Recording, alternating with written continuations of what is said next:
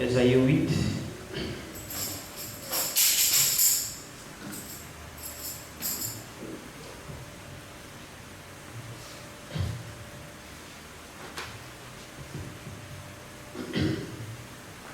Ésaïe 8.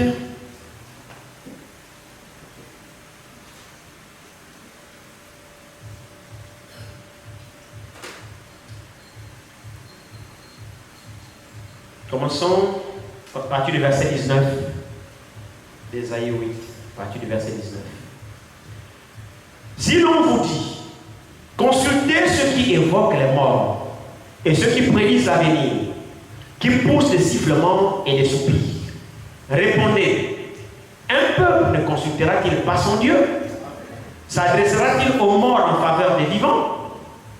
À la loi et au témoignage, si l'on ne parle pas ainsi, il n'y aura point d'aurore pour le peuple. Il sera errant dans le pays, accablé et affamé. Et quand il aura faim, il s'irritera, maudira son roi et son Dieu, et tournera les yeux en haut. Puis il regardera vers la terre, et voici il y aura des détresses, obscurités et de sombres angoisses. Il sera repoussé dans les épaisses ténèbres.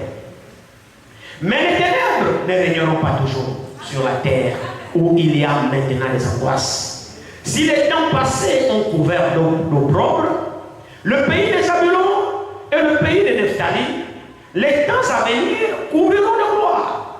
La contrée voisine de la mer, au-delà du Jourdain, le territoire des gentils. Chapitre 9, premier verset. Le peuple qui marche dans les ténèbres voit une grande lumière. Sur ceux qui habitaient le pays de l'ombre de la mort, une lumière resplendit. Amen. Que Dieu bénisse sa parole. Nous pouvons nous asseoir.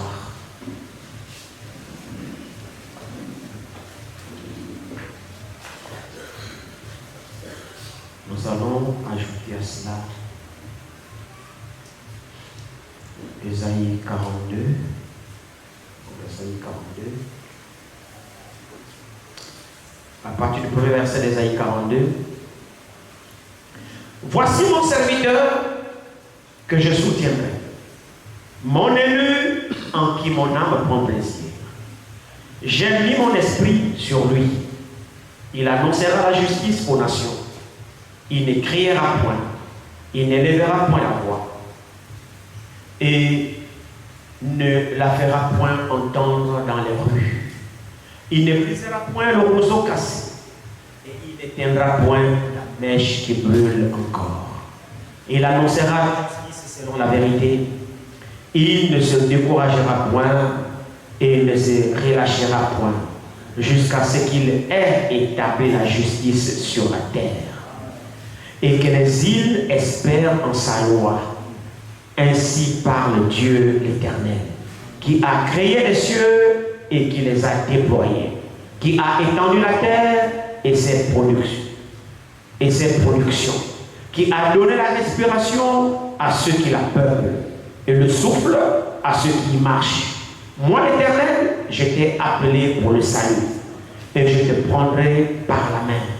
Je te garderai et je t'établirai pour traiter alliance avec le peuple, pour être la lumière des nations, pour ouvrir les yeux des aveugles, pour faire sortir de prison les captifs et de leur cachot ceux qui habitent dans les ténèbres. Amen. Alors, la Bible dit que les ténèbres ne régneront pas toujours sur la terre. C'est la promesse que Dieu a faite. C'est le titre de notre petite causerie ce matin. Vraiment, que le Seigneur m'aide, je désire être très court parce que nous avons déjà épuisé beaucoup de temps. Les ténèbres ne régneront pas toujours sur la terre. Nous savons que les ténèbres, c'est l'absence de la lumière. Quand il n'y a pas de lumière, ce sont les ténèbres. Et si nous repartons dans Genèse chapitre 1, la Bible nous dit qu'au commencement Dieu créa les cieux et la terre était informe. Quand on dit informe, c'est-à-dire que ça n'avait pas de forme.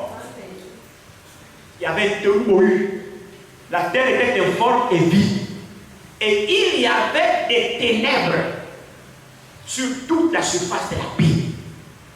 Donc, l'état dans lequel était le monde, avant que Dieu ne prononce sa parole, c'était un état chaotique.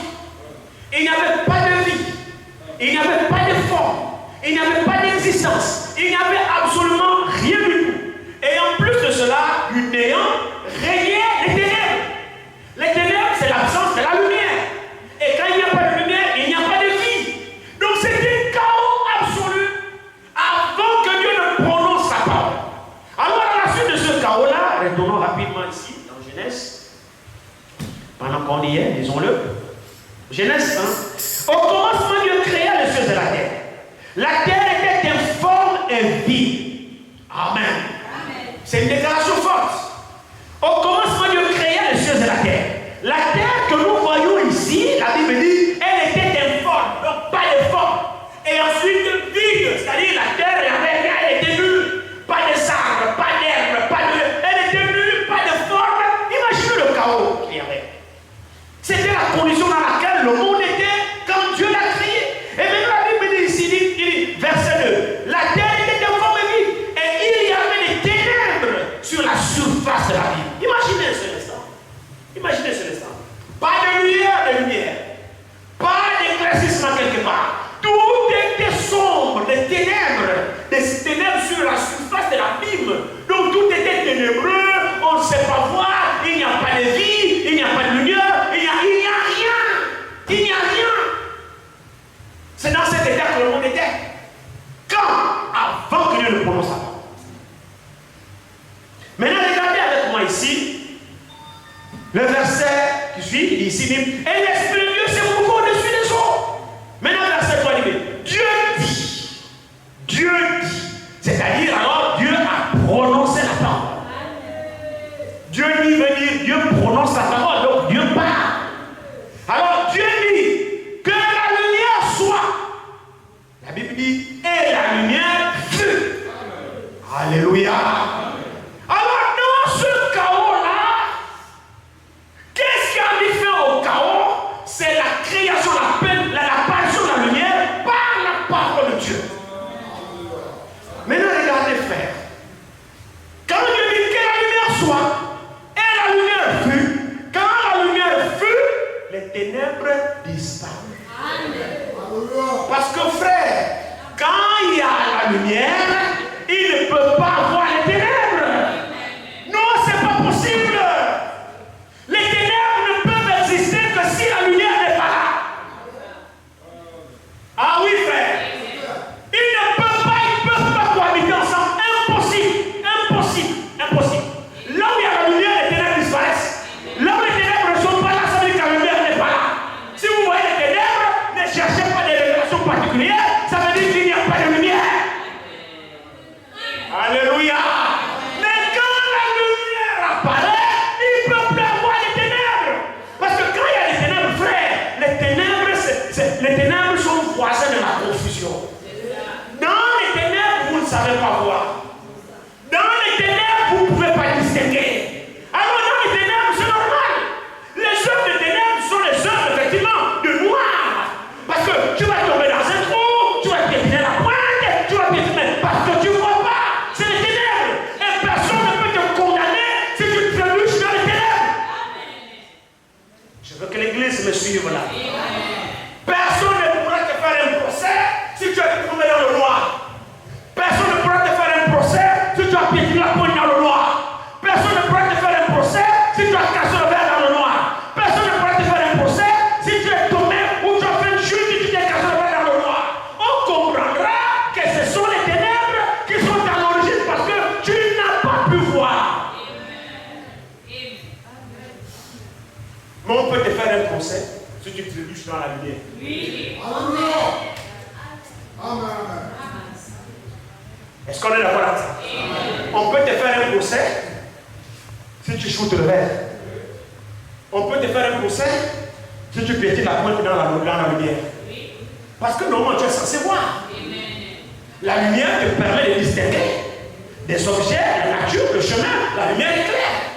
Quand il y a la lumière, je vois le frère innocent. Je peux dire quel rôle il porte. Quand il y a la lumière, je ne suis plus dans la confusion.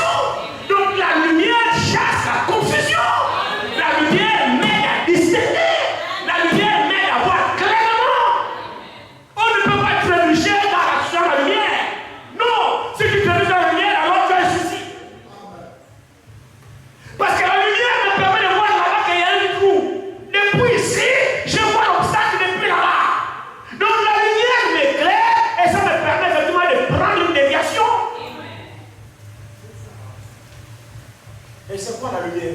C'est la parole de Dieu, la lumière. La lumière, ce n'est pas des interprétations particulières. Il faut que l'Église comprenne ces choses. La lumière, ce n'est pas ce que moi j'ai dit. La lumière, ce ne sont pas tes songes. La lumière, ce ne sont pas tes révélations. La lumière est et restera la parole de Dieu. C'est la parole de Dieu qui est la lumière. Et lorsqu'il y a la parole de Dieu, elle éclaire à tout temps. Et quand nous partons dans Jean 1:1, allons très bien ici. Jean 1:1, on dit quoi ici?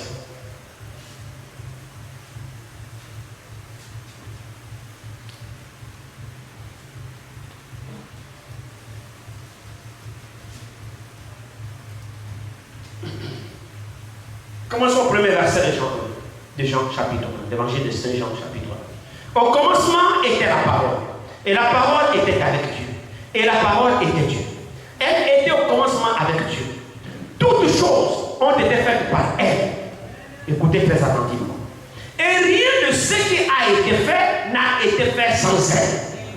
Frère, vous voyez l'importance que la parole a pour Dieu? Nous jouons avec la parole, chacun vient raconte ces petites révélations qui n'ont quitté dit que, frère, nous devons prendre garde à ce que Dieu a dit dans sa parole. La parole mérite d'être respectée. Tout le monde va s'incliner devant la parole de Dieu. La parole de Dieu a l'autorité suprême. Devant la parole, on doit s'incliner. Et le temps dans lequel nous sommes frères, c'est le temps où nous devons parler quand la parole parle. On s'éteint lorsqu'elle ne dit rien.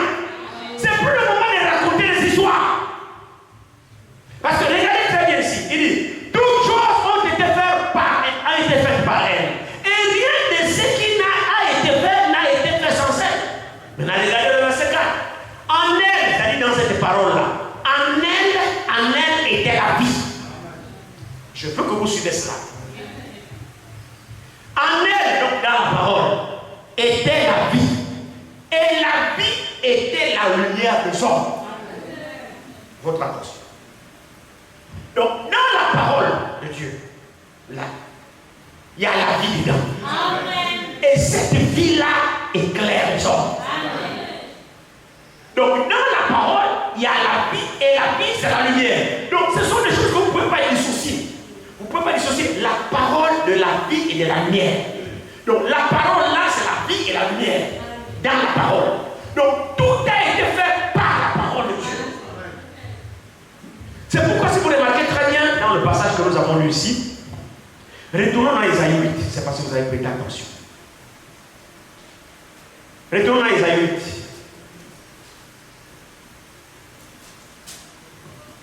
8. Isaïe 8 nous dit ici, au verset 20 particulièrement. Isaïe 8, verset 20 nous dit ceci.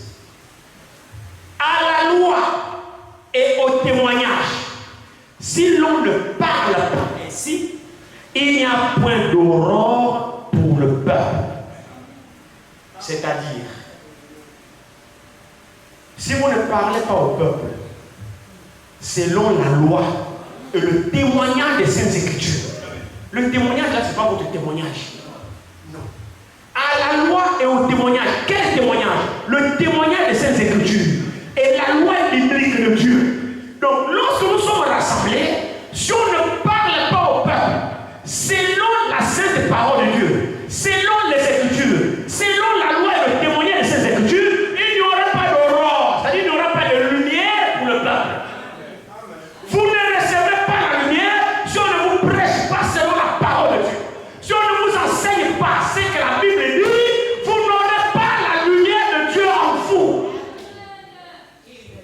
Donc pour que le peuple ait la lumière, pour que le peuple soit éclairé, enseignons au peuple la parole de Dieu. Parce que dans la parole, il y a la lumière dedans. Et la lumière là éclaire tout le temps. La parole de Dieu. C'est elle qui a la lumière. C'est pour cette raison, frère. Si la parole nous est prêchée, alors nous recevons la lumière. Et la lumière là nous montre la vie de Dieu.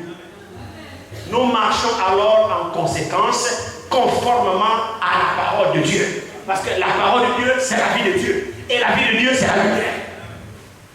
Donc quand nous la recevons, nous recevons la vie de Dieu.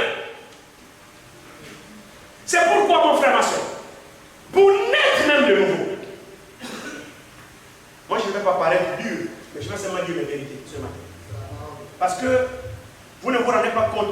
jouer avec votre vie éternelle.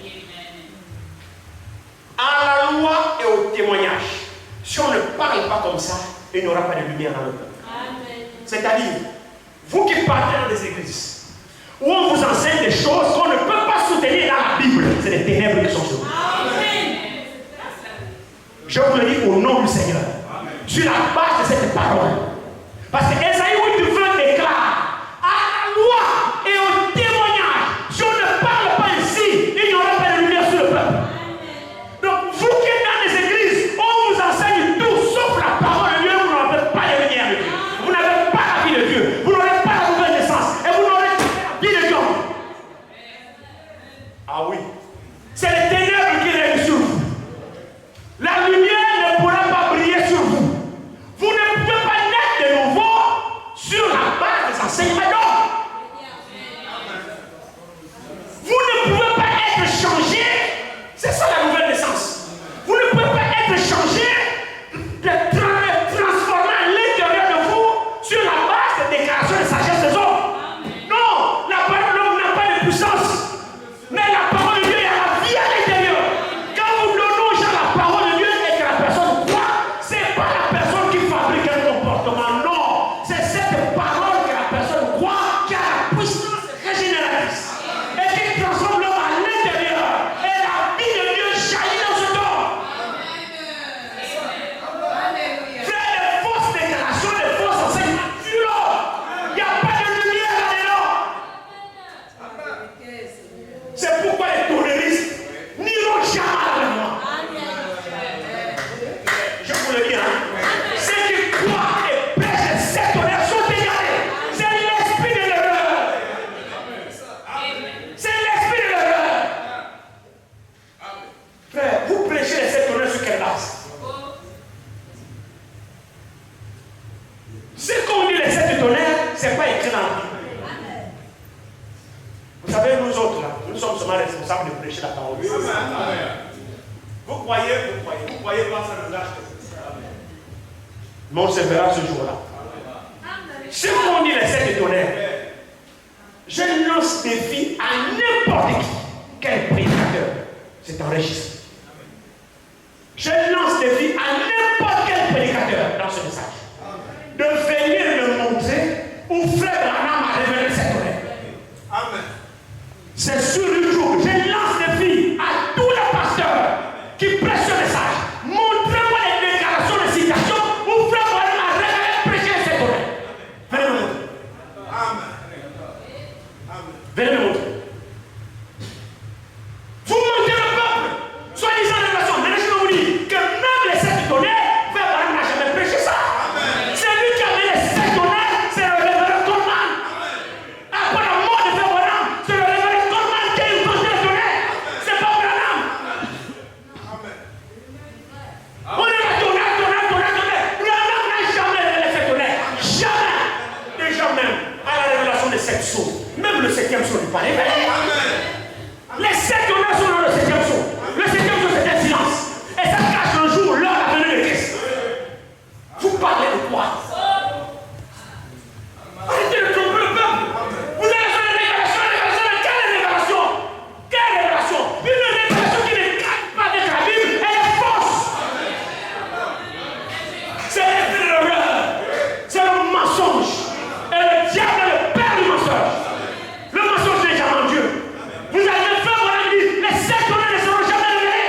Il y a beaucoup de citations. Le moment viendra, on enseignera ça ici.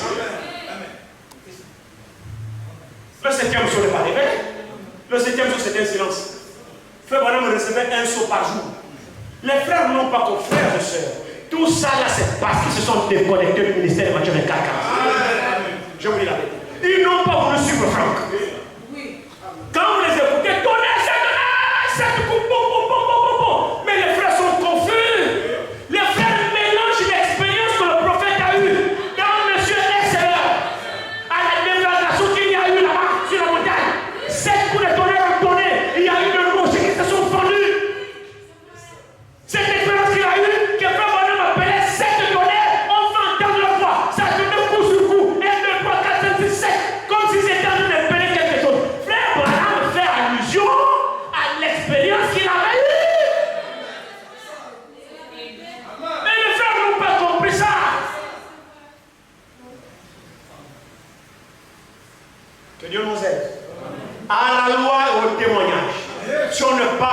ainsi le peuple sera dans les ténèbres. Et quand on marche dans les ténèbres, on va trébucher. C'est pourquoi les foi sont tordues. Les gens qui croient et prêtent cette ne sont pas nés de nouveau. Vous êtes nés de ce qu'elle passe. Il y a des esprits de toutes sortes. Ce sont des esprits religieux qui sont parmi eux. C'est des dénominationnels. Ils n'ont rien du message. Quel message? Pas quel message? Le message sur le retour à la Bible. Bon, vous prêchez tout sauf la Bible. Et quand vous prêchez, nous, comme nous prêchons là ici devant les tourneries, on va dire, oh, ils nous prennent les mentionnaires qu'on ne croit pas, on ne croit pas au message. Parce qu'on ne vient pas déranger avec les brochures. La question est celle-ci. Vraiment, le prêcheur va entrer avec les brochures. Neville, le prêchage de brochures. Le frère Cap, c'est le prêchage de brochures. Tous ceux qui prêchent au parental, ils prêchent de brochures. Ils prêchent sur la base de la Bible. Mais alors, si c'est là pourquoi la Bible n'est pas d'actualité aujourd'hui? Amen. Ah, frère. Les ténèbres ne régneront pas toujours sur la terre. Non. Les ténèbres ont un temps. Parce que si vous remarquez très bien, entre les ténèbres et la lumière, qui est plus puissant? L'église de Dieu. Entre les ténèbres et la lumière, qui est plus fort, qui est plus puissant? Prenez le noir absolu, totalement noir. Prenez seulement 10 jambettes. Je vous demande de faire un grand feu. Le noir total que je ne vois même pas le voisin ici, noir comme à Goshen et en Égypte, vous vous souvenez, non? À Goshen, là-bas était le peuple de Dieu. L'Égypte, c'était Pharaon. Dieu a mis le noir chez les Égyptiens pendant 3 jours. La Bible dit, le pécheur des ténèbres, là, il était au point, on peut même toucher les pécheurs des ténèbres, que le voisin a dit, oh, mais toi, tu ne sais pas voir le voisin. C'est tellement la sombreur là. Mais à Goshen, à côté, la lumière. C'est la différence que Dieu fait entre ceux qui croient cette véritable parole et ceux qui la falsifient. Entre ceux qui croient réellement sur la lumière et ceux qui falsifient, c'est les ténèbres sur eux. Frère, les ténèbres spirituelles sont sur ceux qui prêchent de fausses doctrines. J'ai mis, les ténèbres spirituelles sont sur ceux qui prêchent des fausses doctrines. Ils n'ont pas la lumière.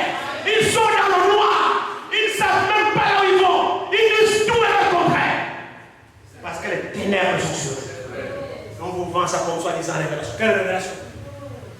Quelle révélation? La révélation de ta parole m'éclaire. Amen. Toute révélation qui n'est pas conforme aux saintes écritures de la Genèse à l'Apocalypse ne vient pas de Dieu. Amen. Après cette expérience, Dieu lui dit, retourne à Jeffersonville. Le temps est venu d'ouvrir les sections. Frère Branham est retourné dans son assemblée à Jeffersonville. En du temps, il avait déménagé, il était maintenant en Arizona. Il est allé à Jeffersonville, à Branham Tabernacle, pour donner la grande révélation des sections. Et c'est lui-même qui dit. Ce qui est grave, c'est que frère, on a tous ces mêmes citations. Ils nous parlent de quoi?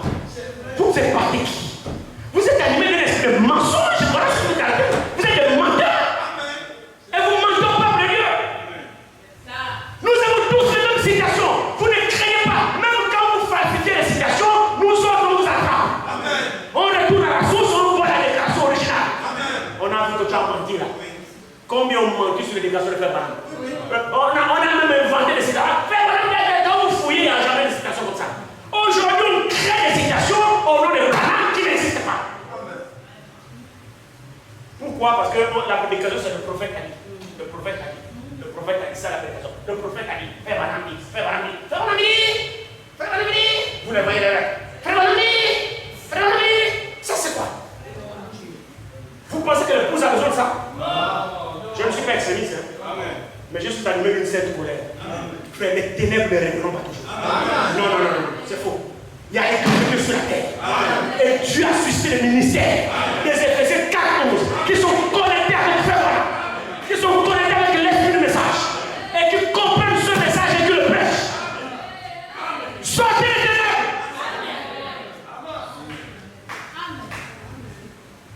Lui-même il dit, l'ange venait dans son bureau et lui donnait un saut par jour. C'est lui-même qui le dit. Lui donne le premier saut, il monte, il prêche. Demain, l'ange vient, il donne le deuxième saut, il vient à l'église, il prêche. Le lendemain, l'ange vient, il donne le troisième saut, il vient, il prêche. C'était comme ça jusqu'au 6e saut. Maintenant, un jour où il est censé recevoir l'ange vient, donner le 7e saut, l'ange ne vient plus. On a tous ces citations.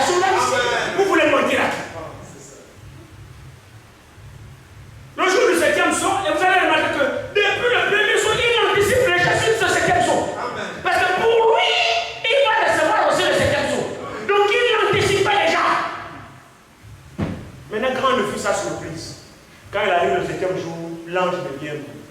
Il attend l'ange devient bleu. Oh. Mais il y a un saut qui reste, tu es où? L'ange devient bleu. Obligé d'abord de faire maintenant question-réponse. Pour attendre. Le jour-là, il va faire question-réponse. Vous ne voyez pas que c'est bizarre? Quand vous lisez les sauts, premier saut jusqu'au sixième. Quand on arrive au septième, intervalle, question-réponse. Question-réponse, ne cherche pas. Fini tout avant de faire question-réponse? Non, c'est parce qu'il attendait l'ange n'est pas venu. Obligé de faire question-réponse. Et dans les questions-réponses là, parmi les questions-réponses, il y a aussi la 70e semaine d'Aniel. Quand il prêche les 70 semaines d'Aniel, il dit, il reste une semaine à Israël. Une semaine, c'est 7 ans l'année. De même que par jour, la semaine, c'est 7 jours, de même, la semaine d'année, c'est 7 ans. Alors, quand il a prêché les 70 semaines d'Aniel, il dit là-dedans qu'il reste une semaine entière à Israël, qui est l'équivalent de 7 ans. Qui est l'équivalent de 7 ans. Et ces 7 ans-là, la dernière semaine commencera à l'enlèvement de l'épouse. Il dit, l'église est insérée entre la 69e et la 70e semaine. C'est là où il y a eu l'église. Donc Dieu a réservé une semaine pour Israël qui commencera le jour de l'enlèvement de l'église. C'est ce que Frère Branham dit dans les 70 semaines de Daniel. Ok. Il a prêché ça avant de prêcher les sauts. Il a prêché 70 semaines de Daniel avant de prêcher les sauts. Il a prêché les 7 âges de l'église avant de prêcher les sauts. Maintenant, quand il arrive au 6e saut, la séance question-réponse, dans les questions-réponses, il remet en cause.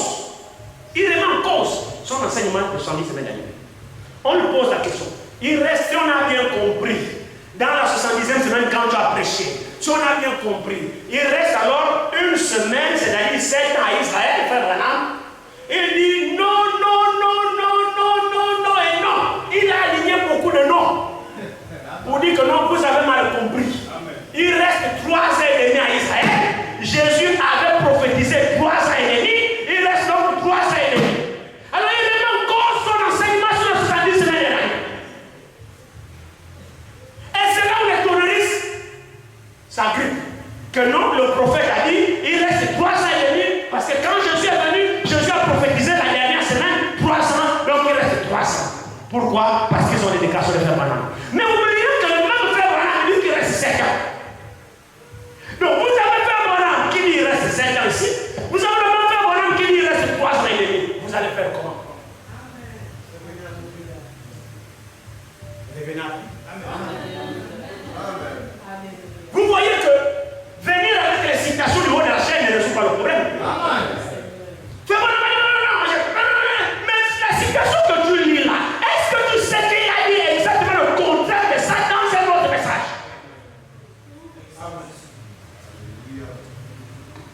Frère, les ténèbres ne réduiront pas. Non. Les frères n'ont pas compris. Le problème, c'est quoi? C'est pour ceux qui se perdent. Dieu a permis qu'il y ait une dualité dans la bouche de son prophète. C'est pas que Frère Branham a fait des erreurs. Non. Il n'y a pas d'erreur dans le message. Non. Ceux qui suivent l'homme, parce que si vous remarquez très bien dans l'Apocalypse, il n'est jamais dit que celui qui a des oreilles entende ce que l'homme dit à l'église. Ah non, il n'est pas dit comme ça. La signature à chaque âge d'église, c'est que celui qui a des oreilles entende ce que l'Esprit dit. Dieu est sage, frère. Dieu n'a pas mis la foi sur le nom, mais Dieu a mis l'accent sur l'Esprit. C'est l'Esprit qui doit dire. Et quel est cet esprit? C'est l'Esprit de la vérité. Quand il viendra, il vous connaîtra toute la vérité. Oh oui, monsieur. Alors l'Esprit de la vérité nous dira que la parole est la vérité. La vérité, c'est quoi? C'est qu'à la 62e semaine, le Messie a été déclenché. Selon Daniel chapitre 9. Voilà ce que la Bible dit. À la 69e semaine, le Messie sera déclenché et il n'aura pas de successeur. Si on déclenche le Messie à la 69e semaine, il reste combien? Une semaine? Plus que c'était 70 semaines qui avaient été promis. C'est aussi facile, non? Revenez à la Bible. Mais Dieu a permis ça pour embrouiller ceux qui sont prédestinés à être embrouillés. Ils ne croient pas au message. C'est des véritables dénominationnels. Parce que quand vous rejetez la Bible, vous croyez qu'il y a un message. Ça va dans tous les sens. C'est les ténèbres à vous. Oh, qu'a dit la Bible? Zacharie 14, c'est pour dire quoi?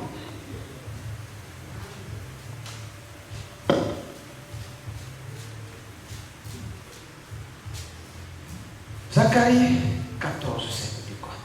Regardez ce qu'Allah nous dit ici. À partir du verset 6, il dit: en ce jour-là, il n'y aura point de lumière.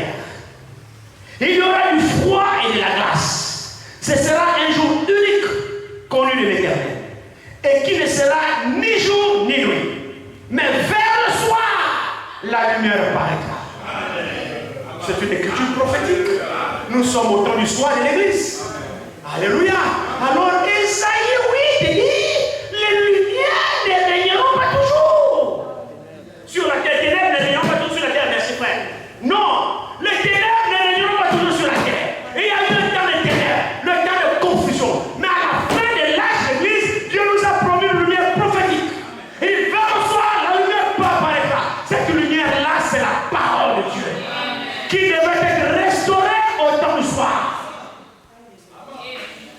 Comment justifier que la parole a été restaurée, qu'il y a la lumière, et que les gens marchent encore dans les ténèbres? C'est parce que vous avez refusé la lumière. La seule manière de marcher dans les ténèbres, c'est de refuser la lumière. Le prophète a prêché un message intitulé « Il y a un homme qui peut allumer la lumière ». Il s'est inspiré de là-bas aux États-Unis, des mineurs, un endroit, des mineurs, où ils partaient, creusaient, ainsi de suite. Et puis, il y avait une caverne à l'intérieur. Il se faisait noir. Et puis, il y avait un enfant qui, effectivement, qui disait: ah, le noir. Et puis, il y avait des électriciens, effectivement, qui savaient mettre la lumière. Et puis, le parent a dit à l'enfant: il dit: non, ne crie pas, ne t'inquiète pas. Il y a un homme ici qui peut nous allumer la lumière. Le parent a dit à son enfant: non, ne pleure pas. C'est vrai que nous sommes dans le trou, mais il y a des installations, il y a des électriciens. Il y a des logiques ici. Il y a un homme qui peut nous allumer la lumière. Et il a pris ce message, effectivement, il a balancé dans le spirituel. Il dit: oui, effectivement, malgré les temps sombres dans lesquels nous sommes, il y a un homme qui parle de la lumière. Cet homme laisse la lumière lui-même. Alléluia. Et l'homme lumière, c'est Jésus-Christ.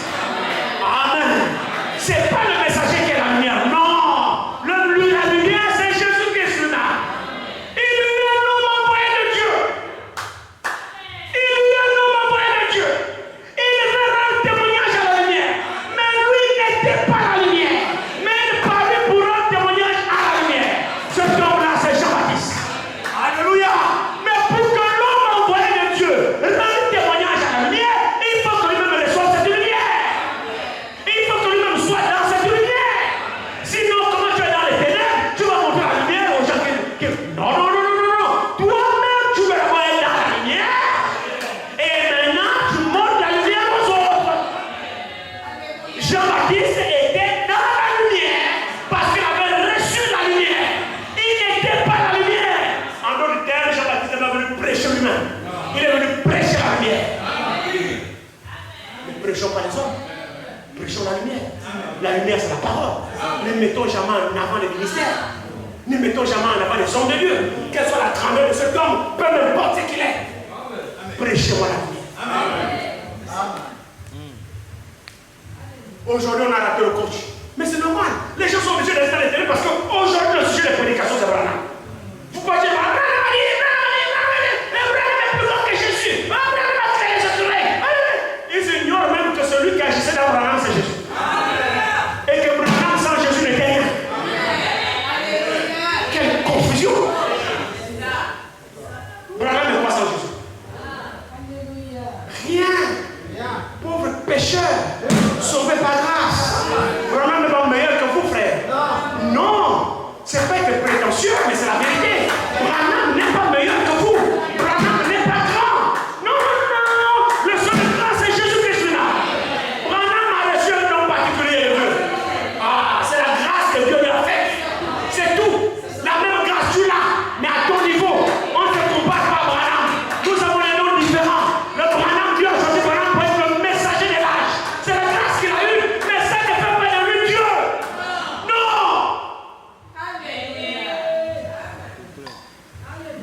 Franck n'est pas Dieu. Franck a reçu la grâce que Dieu lui a faite. Comme la grâce que Dieu t'a faite. Mais le grand pardon, c'est Jésus. C'est lui que Branham a prêché, c'est Jésus. Celui que Franck a prêché, c'est Jésus. C'est lui que les Éphésiens doivent prêcher, c'est Jésus. Si vous partez dans une église, on ne vous parle pas de Jésus. Sortez de cette église. ressuscité, Branham a ressuscité quoi? Attendez, il y a un problème. Branham n'a pas assisté aux pompes funèbres de décès. Branham n'a pas enterré les gens. Montrez-moi une mort que Jésus a enterré. Montrez-moi un service funèbre que Jésus a fait à célébrer. Oh, le regretter, nous prions, Dieu nous dévance, nous arrivons. Où? Quand Jésus a arrivé, la mort fuit. Quand Jésus arrive, la mort disparaît. Même Lazare, 4 jours. Quand Jésus arrive, Lazare sort. La mort ne peut pas les tenir. C'est que voilà, c'est la voie du commandement. Oui, frère, c'est le second. Les gens qui jouent, je nous réfléchis. La mort va se tenir. Mais la mort a emporté Branham. Est-ce que la mort a emporté Jésus? Il a inauguré ce temple. En 3 jours, je vais le révéler. Je pourrais donner ma vie. Je pourrais aller prendre. Branham de aujourd'hui. Il attend. Jésus est où? Il est là.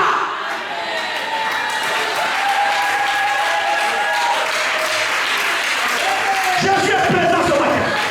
C'est même lui qui parle. C'est même lui qui prêche. C'est lui qui met en avant sa propre gloire. C'est lui qui dit à son peuple, regardez à moi. Sortez l'ignorance. Sortez les mensonges. Venez à moi, je suis la véritable lumière. C'est moi votre sauveur. C'est moi qui éclaire tout le temps. Branham ne sauve personne. Franck ne sauve personne. C'est la vérité, frère. Branham n'est pas le même hier, aujourd'hui et pour toujours. C'est Jésus qui est le même hier, aujourd'hui et pour toujours. Branham n'est pas là où le poste qui t'assemble à son nom. Non, non, non, non, non, le seul qui est assemblé à chaque rassemblement à son nom, c'est Jésus. Il est là sur la terre, là, ici, par son esprit, là, ici, présent. Je vous dis la vérité, partout son nom est invoqué. En esprit, en vérité, il est là. Partout on se rassemble, les cœurs purifiés, on peut l'élever, il est là. Oui, on pense qu'il est vivant, il n'est pas mort, il est ressuscité. Il tient le cœur de la mort et du séjour des morts. Le seul cas de toute la mort. Vous partez à Jeffersonville, le tombeau de Branham est devenu un lieu de pèlerinage. Mais quand vous partez à Nazareth, à Jérusalem, le tombeau de Jésus est vide.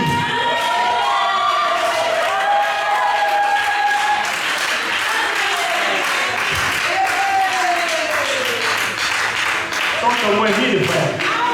C'est dernier. Pourquoi cherchez-vous le vivant? Parlez les morts. Je suis tenté de dire, frères et sœurs, nous sommes ici pour adorer le vivant. Nous sommes ici pour adorer le vivant. Pourquoi allez-vous adorer le vivant parmi les rassemblements qui sont morts? Comment allez-vous chercher le vivant Jésus chez les tournéristes qui sont morts? Comment allez-vous adorer le vivant chez les pétaniques qui sont morts? Comment aller chercher le vivant parmi les dénominations qui sont morts? Mais c'est la Bible. Comment cherchez-vous le vivant parmi les morts? Les organisations sont mortes. C'est vrai. Le vivant ne s'y trouve pas. Si vous voulez le vivant, allez parmi les vivants. Et j'ai dit, nous sommes vivants ici. Nous sommes des vivants. C'est pourquoi si vous venez ici pour chercher Jésus-Christ, vous le trouverez. Parce qu'il est parmi les vivants. Ah oui, frère. Ici, c'est lui que nous adorons. C'est lui que nous élevons. C'est lui que nous vénérons. Je m'agenouille ce matin devant lui. Pas devant la photo de Branham. Non, non, non, non, non, non. Je m'agenouille devant Jésus-Christ. Il est mon sauveur. C'est vrai. Derrière cette chair, c'est Jésus seul qui sera prêché. Derrière cette chair, c'est Jésus seul qui sera proclamé. Derrière cette chair, c'est la parole seule qui régnera ici. Parce que dans la parole, il y a la lumière. La lumière de la vie. Vous recevez la vie quand vous recevez la parole. Vous recevez la mort quand vous recevez les interprétations. Ah, ça c'est clair. Vous voulez la mort? Allez-y dans chaque interprétation. Les tonnéristes sont morts. Regardez. Allons-y dans Apocalypse 10.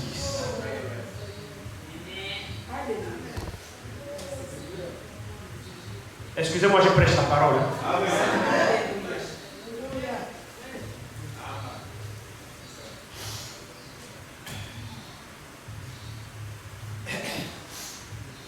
histoire avec le diable. Le diable s'est rusé. Il vient au nom de Branham.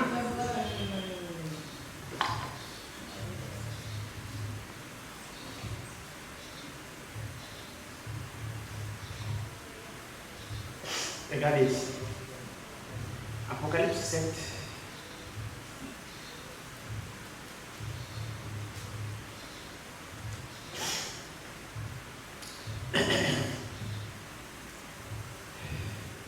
Commençons au verset 3.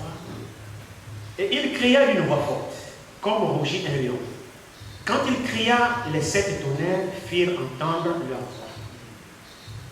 Quand les 7 tonnerres eurent fait entendre leur voix, j'allais écrire. Mais j'ai entendu du ciel une voix qui disait, c'est ce qu'ont dit les 7 tonnerres. Et ne l'écris pas. Et l'ange que je voyais debout sur la mer et sur la terre leva sa main droite vers le ciel et jura par celui qui vit au siècle des siècles, qui a créé le ciel et les choses qui y sont, la terre et les choses qui y sont, et la mer et les choses qui y sont, qu'il n'y aura plus de délai, mais qu'au jour de la voix du 7e ange, quand il sonnerait la trompette, le mystère de Dieu s'accomplirait, comme il l'a annoncé à ses serviteurs et prophètes. Voilà l'un des versets qui porte la confusion parmi les gens qui croient et prêchent les 7 tonnerres. Ils n'ont simplement rien compris. Vous voyez Apocalypse 17 ici. C'est une annonce qui est faite. Si vous commencez à partir d'Apocalypse chapitre 6, je vais lire ça. C'est là, très bien. Retournons à Apocalypse chapitre 8 ici. Je vais vous montrer les anges qui sont de la trompette. Et où les bonamistes sont mouillés avec le verset 7. Prenons Apocalypse chapitre 8. Nous allons commencer au premier verset. Quand il ouvrit le 7e sceau, il y eut dans le ciel un silence d'environ une demi-heure. Voici votre 7e sceau. L'ange venait, comme je disais, l'ange venait chaque jour et lui donnait la révélation d'un sceau. L'ange lui a dit qu'est-ce que le premier sceau. Le premier sceau, c'est l'Antichrist. Donc, lorsque le premier sceau a été ouvert, il y a un cavalier qui est monté là-dessus. Nous pouvons le lire ici. Attendez, regardez très bien. Prenons Apocalypse chapitre 6. Là où se trouve l'ouverture des 7 sceaux. Apocalypse chapitre 6, à partir du premier verset. Je regardais quand l'agneau ouvrit les 7 sceaux. Et j'entendis l'un des 4 êtres vivants qui disait comme d'une voix de tonnerre, viens. Je regardais et voici parut un cheval blanc. Celui qui le montait avait un arc. Une couronne lui fut donnée. Et il partit en vainqueur et pour vaincre. Voici votre premier sceau. Comme j'aime à le dire, ici ce que je viens de vous lire ici, c'est le premier sceau. Résumé en quelques lettres sous forme de symboles. Mais dans ces symboles-là, c'est toute une histoire qui a été résumée par ce symbole. Laissez-moi lire ça. Je regardais, et quand l'agneau ouvrit l'un des sceaux, c'est-à-dire le premier sceau, l'un des 7 sceaux, et j'entendis l'un des 4 êtres vivants qui disait comme une voix de tonnerre, viens. Je regardais, et voici parut un cheval blanc. C'est lui qui le montait, celui qui le montait avait un arc. Une couronne lui fut donnée. Et il partit en vainqueur et pour vaincre. Voici votre premier sceau. Alors il s'agit de quoi dans ce premier sceau? Pour comprendre ça, vous devez retourner dans l'histoire de l'Église. Dans l'histoire de l'Église. Quand on a ouvert, il avait un cheval. Cheval blanc. Cheval a toujours typifié une puissance. Le blanc, la couleur blanche signifie l'innocence, la pureté. Donc, j'ai regardé, vous un cheval blanc, une puissance, et la puissance inoffensive, typifiée par le blanc. Est-ce que vous suivez? Un cheval blanc. Cheval égale puissance. La couleur blanche qui symbolise la pureté et l'innocence. Donc le cheval là, c'est une puissance inoffensive. Mais sauf que sur ce cheval, il y avait un cavalier dessus. Le cavalier était monté dessus. Et le cavalier avait un arc. L'arc là n'a pas de flèche. Mais il est parti en vainqueur et pour vaincre. Donc le cavalier qui chevauchait sur le cheval blanc ne blaguait pas. Il partait pour déclarer la guerre. Il ne partait pas en défaitiste. Il partait en vainqueur et pour vaincre. Donc il avait un objectif. Le cavalier qui chevauchait le cheval blanc. Maintenant, qu'est-ce qu'on peut comprendre? Quand la révélation vient, il est assis dans son bureau vers 10 heures. Le Saint-Esprit lui dit, prends ta plume. Le cheval blanc que tu vois, le cheval symbolise la force, la puissance. Et le blanc symbolise la pureté. Alors, le cavalier qui montait, c'est l'Antichrist. Donc l'Antichrist, au premier âge de l'Église, il va commencer par les œuvres des nicolaïstes. C'est-à-dire, il va commencer à séduire l'Église par la doctrine, par les faux enseignements. Il ne va pas tuer. Donc sa fausseté est pure. Il n'y a pas le sang. Mais c'est une fausseté, c'est une Antichrist qui monte sur. Il va avoir une apparence inoffensive.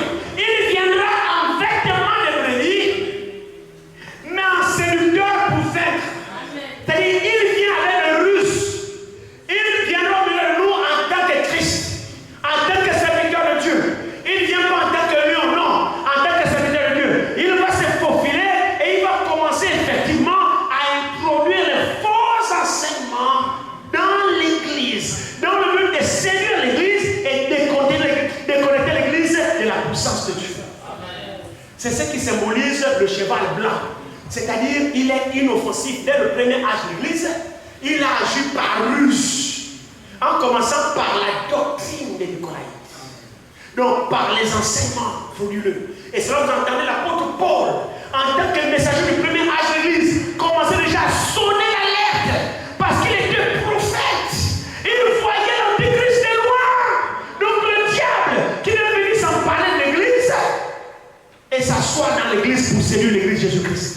Donc, Paul a vu ça de loin, il va commencer à avertir. Il dit, faites attention à qui Paul s'adresse. Paul s'adresse particulièrement aux anciens. Amen. Vous voyez la responsabilité des pasteurs dans les assemblées locales. Ils ont une responsabilité que vous n'avez pas idée. Amen. C'est à eux que Paul dit. Il dit, vous les anciens, faites attention, baissez le troupeau de Dieu. Le troupeau que Dieu vous a donné.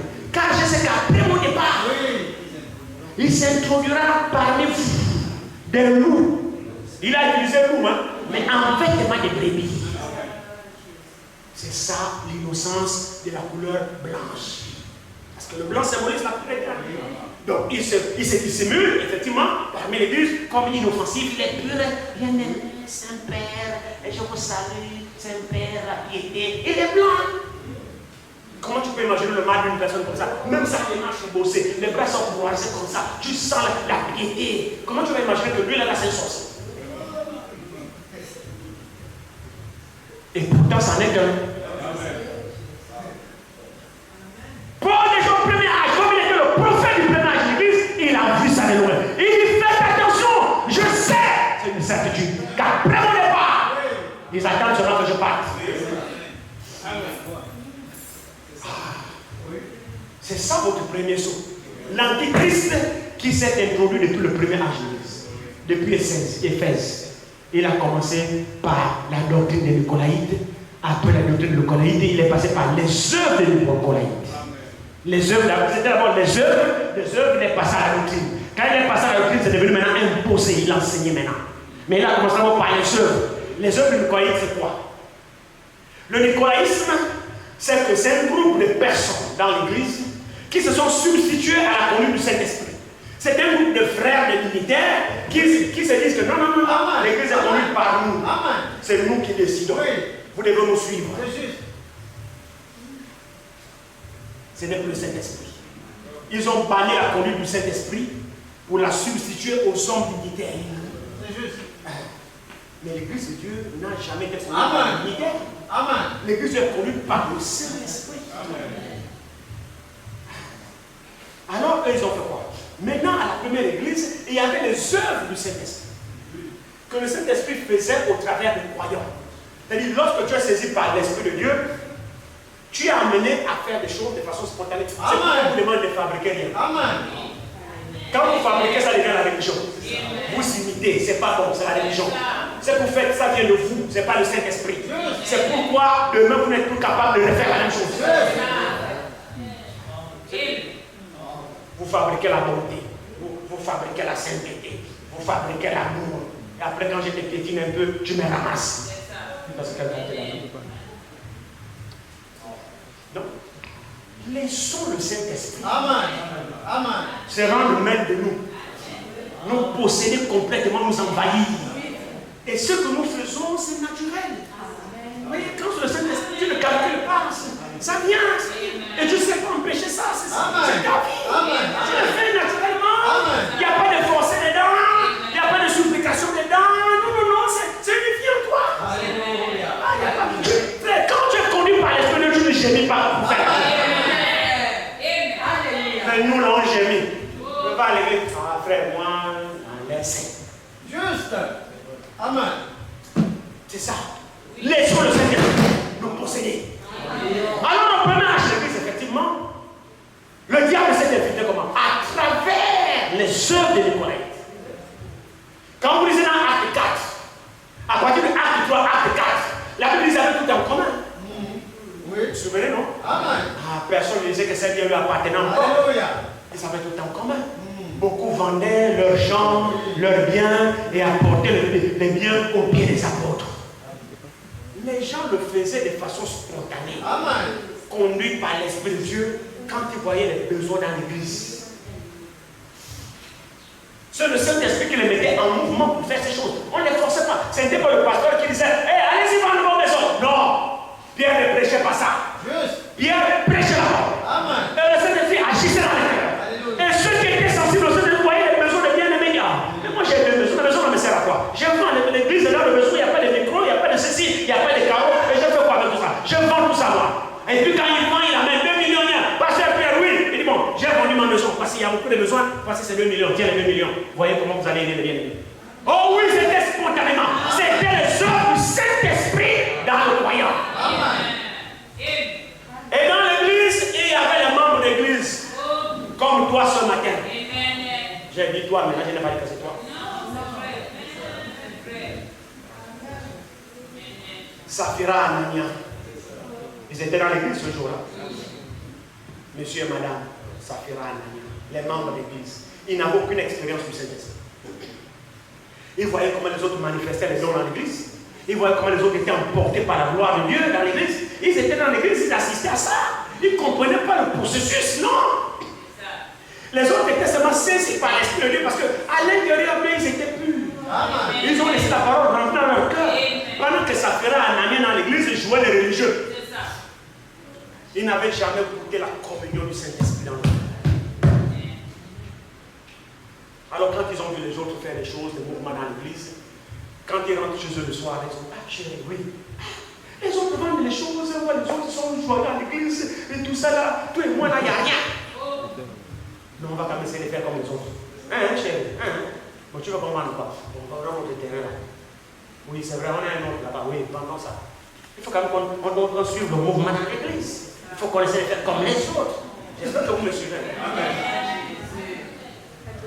Tous les jours, on est là, il faut quand même qu'on montre aux autres. Le Saint-Esprit nous touche. Il faut quand même qu'on sache que c'est aussi un frère. Hein, chérie? Oui, à bon, tu as raison. À ce moment, on est toujours là. Donc, faisons ça. Ils ont vendu. En vendant, monsieur, madame, chérie, oui, on a 2 millions. Hé, on donne pas tout. Il faut être malin. C'est les autres. Peut-être madame a dit, ça fait chérie, mais les autres donnent tout. Les autres donnent tout, il faut être prudent. Tu sais ce que demain nous réserve? Donnons 500 000. On garde un bateau et demi. D'abord, il ne sera pas qu'on a vendu comme ça. Tu as compris? Ah, chérie, comme ça. D'accord, ok. Ils ont vendu leur terrain à 2 millions. Monsieur et madame s'entendent pour donner au pasteur 500 000. Ils viennent le jour au culte. Anania, frère Anania. Le jour de l'onction, c'est le frère. l'onction fabriquée. Frère, la sœur Saphira, non, le jour-là, le Saint-Esprit, non. La sœur Saphira, elle était spirituelle le jour-là. Dieu lui se lève là-bas. Ah, pasteur Pierre, ouais. Vous savez comment les dénominations font? C'est des démons. Je ne sais pas. Ah, c'est l'enveloppe. Un bon dénominationnel. On doit le voir. Il quitte là-bas, il sort. Il ouvre l'enveloppe, il tire les billets. Il traverse l'assemblée, monte en haut comme ça. Il sort les liasses. Il sort. Plus il sort, on ovation. Non, mon frère Moussa, vous. Il sort. Le frère Moussa veut bien aimer. Il soulève comme ça, il vient. Parce qu'il dépose la part. C'est comme ça que les dénominations font. Mais la Bible dit, quand la main droite dort, la main gauche ne doit pas savoir. Père qui est dans le secret a vu l'enveloppe que tu as donnée en cachette pour l'œuvre de Dieu. A vu le sacrifice que tu as glissé en cachette dans la corbeille pour l'œuvre de Dieu. Dieu connaît le montant. Dieu connaît ce que tu as mis. T'inquiète pas, Dieu te payera. Non, j'ai donné 1 million. Et pasteur, les millions là, c'est moi qui ai donné. Non, tu cherches ta gloire devant les hommes. C'est dénominationnel tout ça. Et c'est ce que Saphira Anania ont fait. Il a environ 500 000. Pasteur Pierre, non, les besoins sont trop à l'église, là vraiment, non. Ma femme, on a vendu notre terrain là-bas. Voici ce qu'on a vendu, c'est 500 000. Pasteur, prends pour les besoins de l'église, 500 000. Et toi, Pierre n'était pas là, non? Maintenant, le jour là aussi, qu'est-ce qui s'est passé avec Pierre? Frère, ne jouons pas avec les hommes de Dieu. On n'est toujours pas avec vous, mais le Saint-Esprit vous voit. Tout ce que nous faisons, le Saint-Esprit nous voit. Partout où nous sommes, il nous voit. On parle en cachette, il nous voit. Des pensées, il voit. C'est vous-même qui voyez. Anania pensait qu'il avait affaire à un faux pasteur. Anania pensait que ce qui s'est passé dans l'église, c'était de la comédie. Anania pensait que Pierre était un aventurier. Mais Pierre était un homme de Dieu. Jean était un homme de Dieu. Jacques était un homme de Dieu. Les apôtres étaient des hommes de Dieu. Et le Saint-Esprit était rien dans l'église. Ce n'était pas la comédie. Mais Anania et Saphira pensaient que c'était la comédie. Alors ils sont venus. Pasteur, oui, voici 500 000 qu'on a vendus. Distribués. Au moment où il tourne le dos, le Saint-Esprit dit à Pierre, et appelle-le. C'est un hypocrite. Pierre, oui, pasteur. Anania, oui, pasteur. Viens. Devant toute l'église. Est-ce que à ce prix-là que tu as vendu ton champ, c'est le montant-là que tu as déposé, là, c'est ça là que tu as vendu? Oui, pasteur, c'est ce qu'on a vendu. On a vendu à 500 000, j'ai tout donné, on n'a rien gardé pour l'église et tout ça là. Pierre lui dit, mais comment tu as le culot de mentir à Dieu? De mentir au Saint-Esprit? Frère, vous savez ce qui nous manque, c'est la crainte de Dieu. Le jour que la crainte de Dieu reviendra dans l'église, on respectera. Le manque de respect que nous avons, c'est la crainte qui a quitté dans nos cœurs. C'est pourquoi on peut se permettre de parler à un homme de Dieu comme on veut. On le manque de respect, on fait ce que l'on veut. C'est vous qui voyez. Mais ça ne vous profitera pas. Ça ne vous profitera pas. Quand Pierre a dit oui, c'est comme ça, frère, le Saint-Esprit n'a pas supporté que l'on mente. Sur le champ, il est tombé là devant l'église. Anania, il est tombé devant tout le monde, il est mort là. Parce qu'il a menti au Saint-Esprit. C'est même pas pasteur qu'il a menti. C'est à Dieu. Dieu agit dans son église, tu viens avec ton mensonge. Tu donnes les faux témoignages devant l'église de Dieu. Vous pensez que ici c'est l'église d'un homme? Ah, si vous pensez que derrière le c'est l'église d'un homme, c'est vous-même là-bas. Frère, ici c'est pas mon église. Non. Derrière moi, c'est pas l'église du frère dit. C'est l'église de Jésus-Christ là. Je suis un serviteur unique. Je fais de mon mieux pour le servir. L'église lui appartient. Si vous pensez que c'est mon église, vous perdez votre temps. Moi, je n'ai pas l'église. L'église appartient à Jésus. Il va me balancer, il prend une autre place. C'est son église à lui. Il prend qui le veut, il enrôle qui le veut dans sa moisson. C'est sa moisson, il enrôle qui le veut dans sa moisson. Ah! Il est tombé mort. Pierre dit ramasser le valise l'enterrer. Ce jour-là, la sœur Anania, sa frère était venue en retard au culte. C'est le frère qui est venu tôt. Dieu a tué son mari. Dieu a tué le bro. Le bro quitte les morts. Pierre dit allez l'enterrer. On n'a pas besoin de s'hypocrite dans les églises. On est allé l'enterrer. Madame vient d'être au courant, elle est venue en retard le jour-là. Quand elle vient, le pasteur dit sœur Safira, oui pasteur, viens. Elle vient. Est-ce que sa soeur prit là? Ton mari était là, elle est au courant que Dieu a tué son mari. Ce que vous avez vendu là, ton mari a déposé là. Est-ce que c'est ce prix là que vous avez vendu votre bien là? Oui pasteur, mon mari et moi on a vendu ça et c'est l'argent qu'on a donné. Puis elle dit comment ton mari et toi vous êtes convenus de venir mentir dans l'église de Dieu? Bon, voici les gens qui ont emmené ton mari au cimetière, ils vont t'emmener aussi. Dès qu'elle a entendu ça, boum, les gens la tuer aussi. Boum. Allez,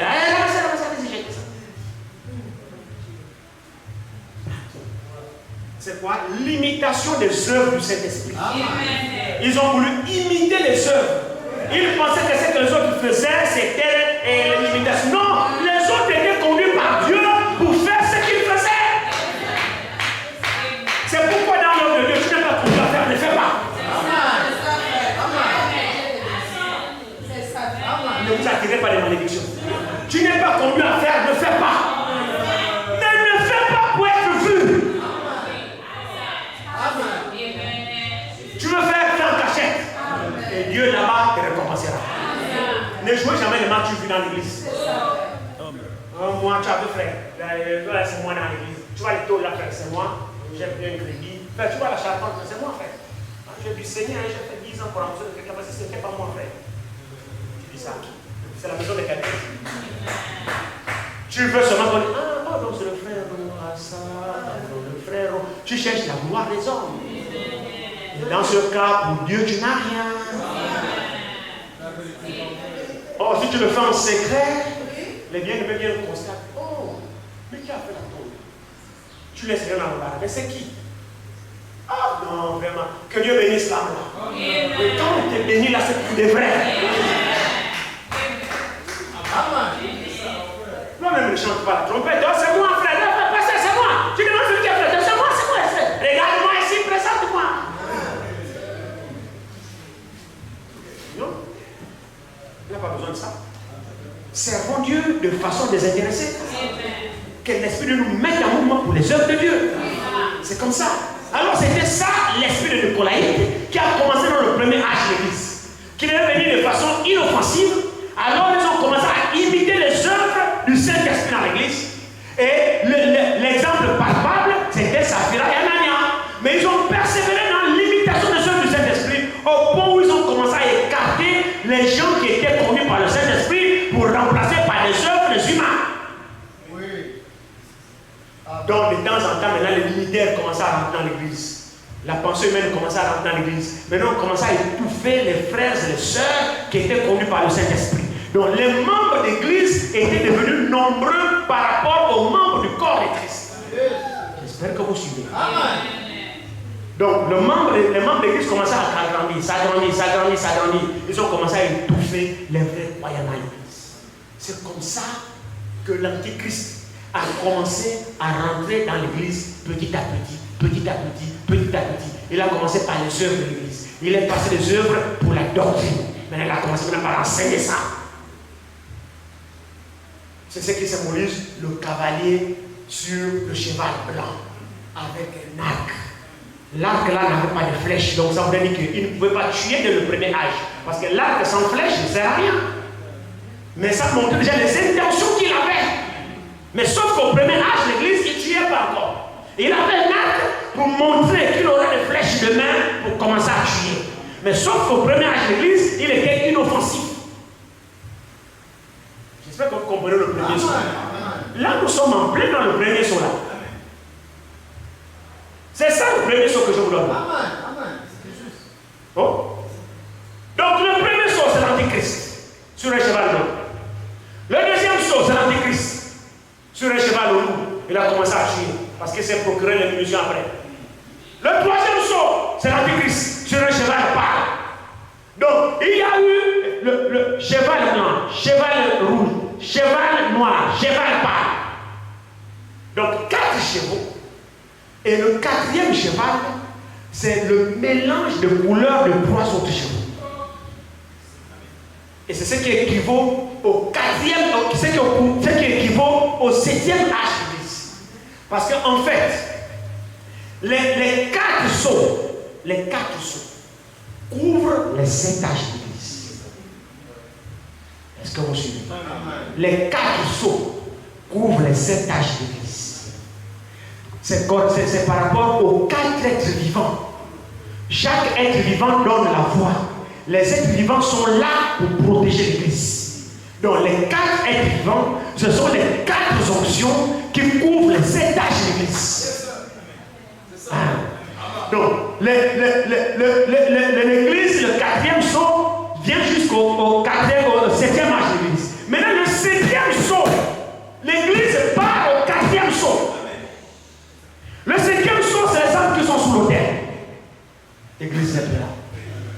Le 6e sceau, c'est la grande tribulation. L'Église est déjà enlevée depuis.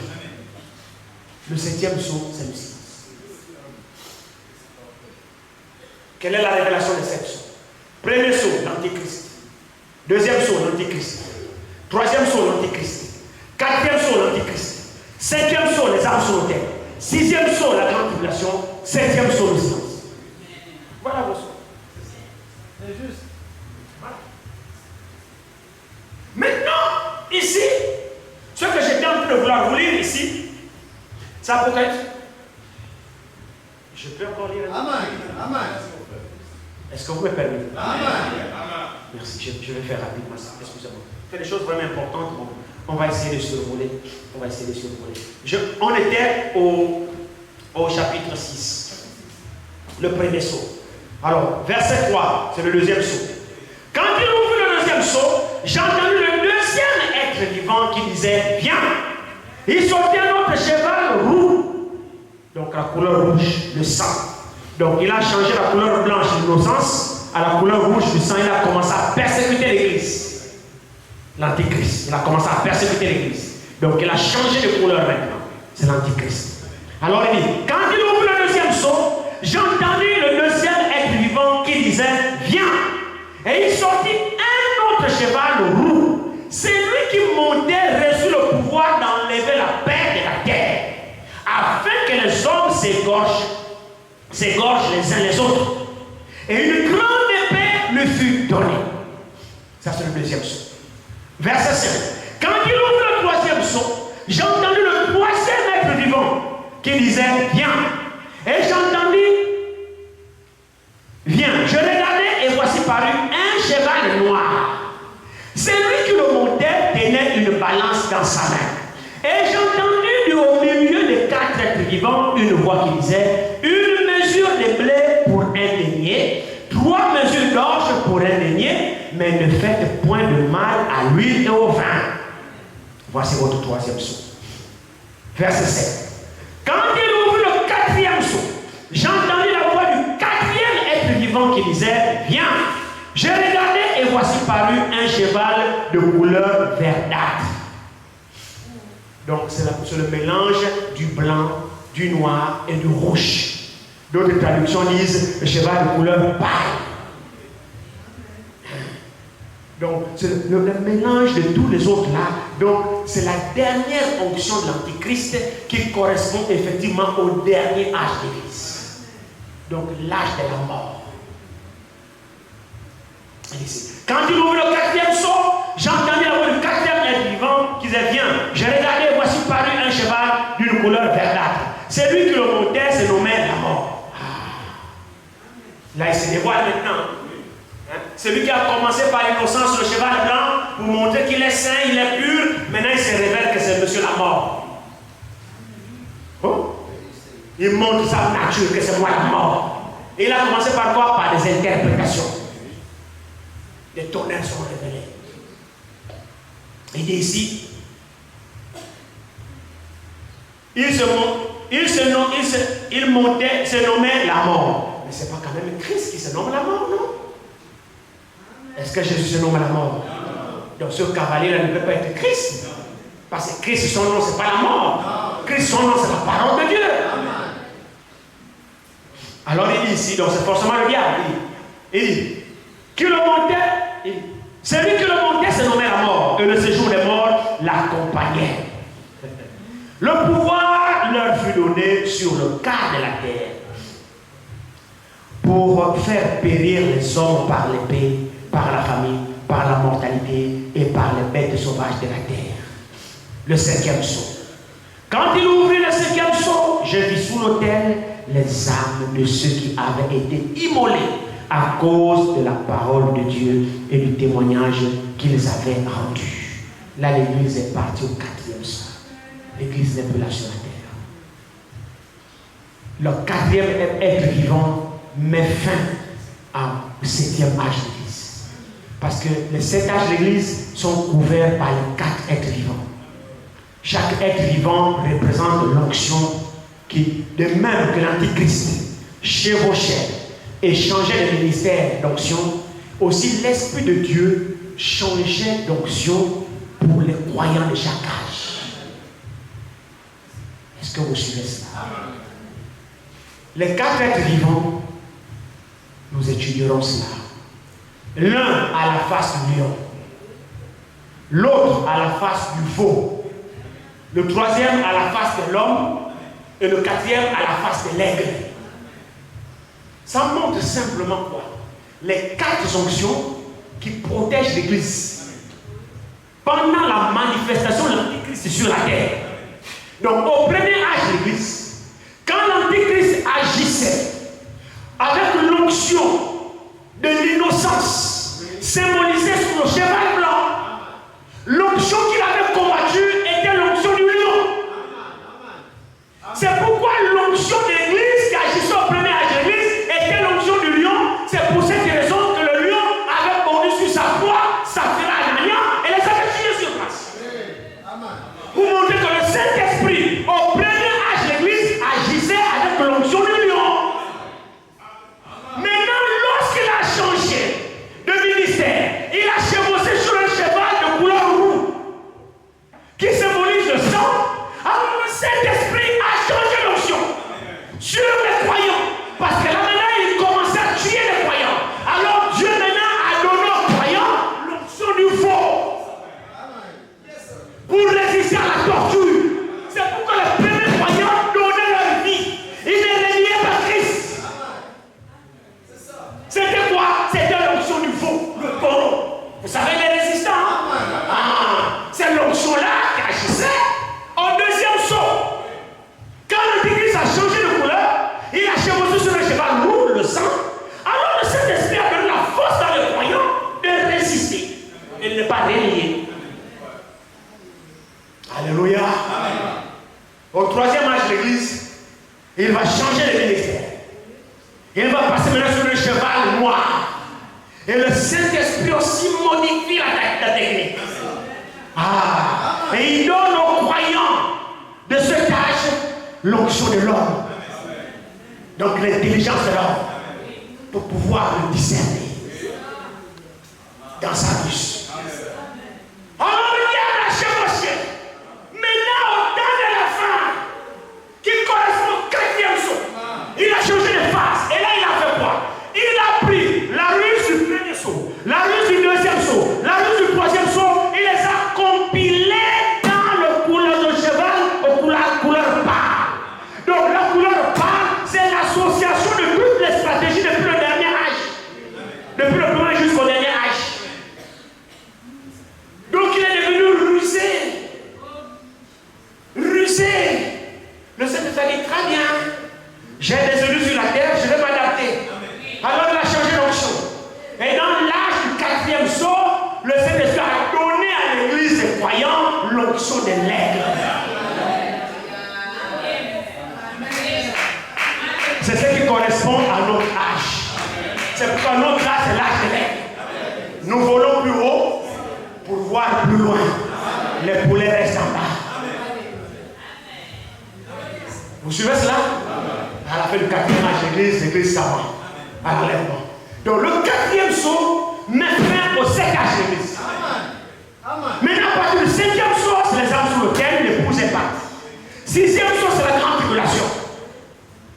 Le bouleversement de tout. Alléluia. Qui se passera en deux phases. En commençant d'abord par les nations, ensuite par Israël. Septième saut, silence. Nous n'en connaissons pas jusqu'à ce matin. Frère, n'écoutez pas les mensonges. Amen. À la loi, au témoignage. Si on ne parle pas ici, il n'y a pas de lumière sur le peuple. Amen. Nous devons enseigner correctement. On va juste lire et puis je vais vous dire. Alors ici, regardez très bien ici. Le sixième saut, j'ai regardé quand il ouvrit. Bon, déjà le cinquième saut, c'est les armes sur lesquelles, comme j'ai dit, sixième saut. Quand j'ai regardé, quand il ouvrit le sixième saut, il y eut un grand tremblement de terre. Et le soleil devint noir, comme un sac de crin. La lune entière devint comme du sang. Les étoiles du ciel tombèrent sur la terre, comme des figues vertes d'un figuier secoué par un vent violent. Dans le sixième saut, c'est la grande tribulation. On arrive maintenant. Maintenant, vous allez observer qu'entre le sixième saut et le septième saut, il y a une transition qui est faite. Vous voyez, quand vous avez le scellement de 144 000 qui intervient. Il y a beaucoup de choses à voir là-dessus. On ne va pas pouvoir arriver parce qu'on a passé du temps. Maintenant, nous arrivons au septième saut. Le septième saut, comme je disais, entre le sixième et le septième saut, il y a la transition qui est le scellement des 144 000 juifs Israël. Entre-temps, Élie et Moïse prophétiseront effectivement les 3 ans et demi, donc il reste 7 ans. Une semaine à Israël. Lorsque nous montons en enlèvement, la dernière semaine, donc la 70e semaine, qui est l'égale de 7 ans, commence pour les Juifs. Parce que 70 semaines leur furent données. Donc une fois l'enlèvement intervient, la 70e semaine, qui est la dernière, commence. Et lorsqu'elle commence, qu'est-ce qui va se passer? Chez nous, les nations, se passe la tribulation. Et entre-temps, en Israël, il y a les 2 témoins qui doivent répartir là-bas. Donc il y aura quelqu'un qui aura l'esprit d'Élie et il y aura quelqu'un qui aura l'esprit de Moïse. Parce que souvenez-vous que l'esprit d'Élie a été promis 5 fois sur la terre. Nous le savons, non? L'esprit d'Élie a été promis 5 fois sur la terre. La première fois, c'était avec Élie le Tishbite. C'est lui qui a manifesté pour la première fois l'esprit d'Élie. Et Dieu a aimé cet esprit qu'il s'est résolu de travailler avec cet esprit. Et après Élie, il y a eu son disciple qui est resté avec la double portion de cet esprit qui était Élisée. Donc Élisée, prophétiquement parlant, était aussi un Élie. Parce qu'il a reçu la double portion de l'esprit de son maître. Après Élisée est venu le 3e Élie qui est Jean-Baptiste. Son nom de famille est Jean-Baptiste. Amen. Mais dans Luc 1, Luc 2, la Bible nous dit que cet enfant de Zacharie qui naîtrait marcherait avec l'esprit et la puissance d'Élie. Donc Jean-Baptiste était un Élie. Amen. Et après Jean-Baptiste, qui fut le 3e Élie, il y a Frère Branham, qui se trouve dans Malachie chapitre 4, verset 5-6, deuxième partie. Parce que dans Malachie 4, 5-6, il y a Jean-Baptiste et Branham dedans. Branham ramène le cœur des pères vers les enfants. Jean-Baptiste ramène le cœur des pères vers les enfants. Et Branham ramène le cœur des enfants vers les pères. Donc avec Branham, c'est le 4e Élie. Parce que Dieu dit, avant le grand éternel au jour de l'éternel, je vous enverrai Élie le prophète. C'est la 4e fois qu'Élie va pouvoir se manifester sur la terre. Maintenant, la 5e fois, c'est un homme qui aura encore le même esprit d'Élie qui retournera en Israël chez les Juifs, prêcher avec Moïse aux Juifs pour le scellement de 144 000. Et en ce moment-là, pendant que la tribulation frappe ici, là-bas Dieu donne l'ordre. Ne nuis pas d'abord aux hommes, jusqu'à ce qu'ils soient marqués. Ils seront marqués par la prédication de 2 témoins. C'est là où ils seront scellés. Et après leur scellement, la grande tribulation va s'abattre. Donc Élie retournera en Israël. avec quelqu'un qui ressemblera à Moïse, qui aura le même esprit de Moïse, parce qu'ils appelleront, la personne là fera les mêmes signes que Moïse a fait en Égypte, et la personne là fera les mêmes miracles que Moïse a fait aussi en Israël. C'est pourquoi la Bible parle de deux oliviers qui auront l'esprit d'Élie et de Moïse. Donc lui là, quand il retournera en Israël, quand nous serons partis dans la gloire, ce sera la 5e fois que l'esprit d'Élie sera manifesté sur la terre. Et 5, c'est le chiffre de la grâce. Amen. Amen. Amen. Donc voilà à peu près le plan du salut. Donc après le scellement de ces gens-là, il va maintenant arriver effectivement l'annonce du 7e sceau. Le 7e sceau maintenant se trouve au chapitre 8 de l'Apocalypse. Est-ce que jusqu'à là nous essayons de comprendre quelque chose? Vous comprenez? Amen. Je veux vraiment que vous compreniez ces choses parce que c'est là où les tonnéristes nous embrouillent. Mais souvenez-vous, le texte d'introduction, les ténèbres ne régneront pas toujours sur la terre. Ce n'est pas possible. Ce n'est pas les ténèbres qui commandent, c'est la lumière qui commande. Les ténèbres ont un temps, la lumière doit paraître. Et nous y sommes. Alors il dit ici, quand il ouvre le 7e sceau, il y a dans le ciel un silence d'environ une demi-heure.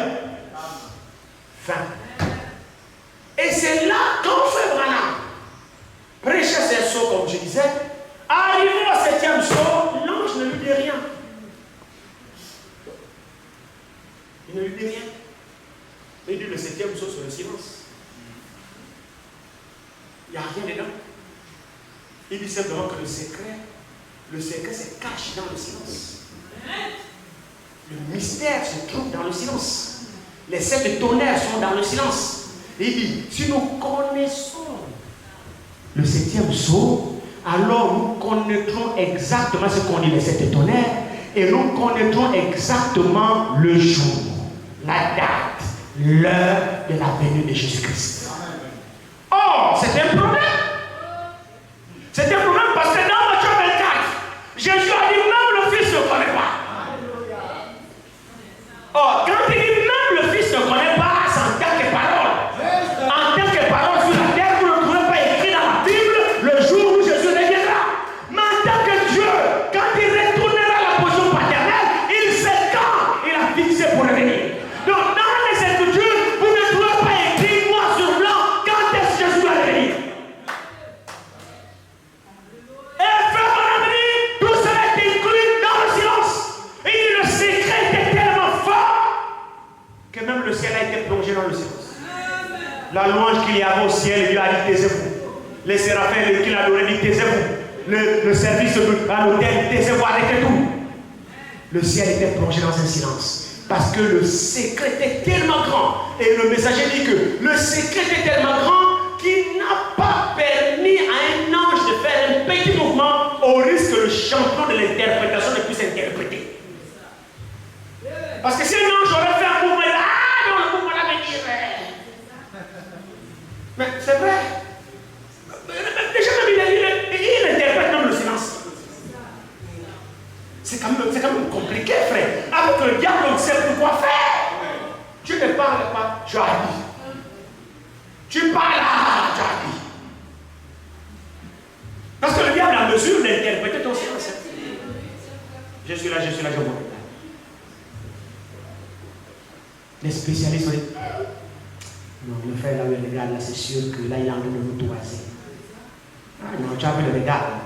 Non, regarde l'œil droit, Tu n'es pas non. Frère, sois sage. Reçois la révélation. Est-ce que tu as vu la façon? Ouais. Il va commencer à vous prêcher. Le bon silence, je n'ai rien dit. Il va commencer à interpréter. C'est exactement la même chose. C'est les démons, frère. C'est les démons. Le 7e sceau n'est pas révélé. Les 7 tonnerres ne sont pas révélés. Nous n'en connaissons rien. C'est Coleman qui a inventé que les tonnerres sont révélés. Ce n'est pas le prophète de Dieu.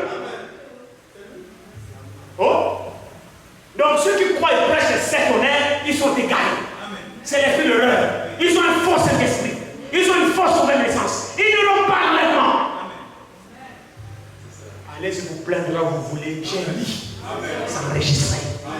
Je m'attends aux critiques dans les réseaux sociaux. C'est pas un problème. Mais c'est la parole. Les ténèbres demeurent sur eux. Ils n'ont pas la lumière. La lumière, c'est la parole de Dieu. La lumière n'a jamais été des interprétations. Jamais de Dieu. Et le peuple de Dieu ne sera jamais dans les ténèbres. Non. La lumière a apparu, frère. Ne restez pas dans les ténèbres. Nous savons la lumière. Et Jésus a dit, nous sommes les enfants de la lumière. C'est pourquoi proclamons la lumière. N'ayez pas honte de proclamer la lumière. Proclamons la lumière. Prêchons la lumière. À quiconque veut l'entendre. Les enfants de la lumière, reconnaîtront la lumière, ils sortiront. N'ayez jamais peur d'eux. Dites-leur, vous êtes dans l'honneur. Et montrez-leur la parole de Dieu. Les enfants de Dieu sortiront. Alléluia. Alléluia. C'est ça. Les ténèbres ne régneront pas toujours. Mais la lumière triomphera. Êtes-vous les enfants de la lumière? Nous sommes dans la lumière. Vers le soir, la lumière. Elle a apparu. Alors pourquoi voulons-nous encore être envoyés dans les ténèbres? Lèvons-nous pour la